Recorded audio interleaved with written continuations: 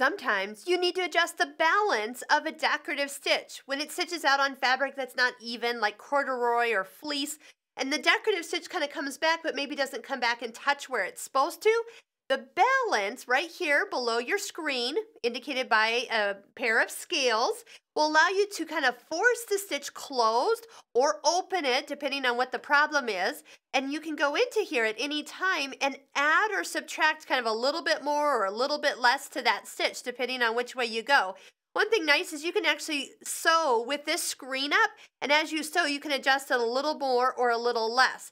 Now, I have fun on the other way where I'll take a stitch and manipulate it and try to get something else. For example, this is stitch number, just did it, right? 14, yes, 14 was this stitch as it was meant to stitch right here.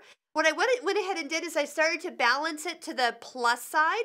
This here, as it's closer together, is at 3. But look what I got when I got down to 6. I got a whole new stitch. Almost looks like a little braid.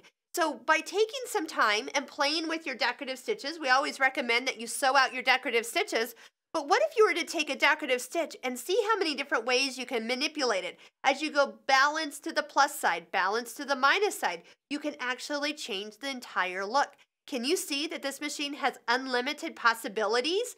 But when you are working on fabric that might not be too nice and even, the balance is going to be your solution. Here's another place. When we did our eyelet video, I was showing that when you do an eyelet, if it doesn't come back around and meet up to where you need it to be, that's where you're going to go into the balance and adjust it. How do you know which way to adjust it? Sometimes it's just easier to go a couple numbers one side, and if it makes it worse, then you know you got to go the other side. So that's how I go about it. You don't need it a lot, maybe 1 or 2% of the time. But what's nice is you're never limited and you can always make it perfect. Even in buttonholes too. If you ever find where you're not getting a balance to buttonholes, come in here and change them up and make them look absolutely beautiful.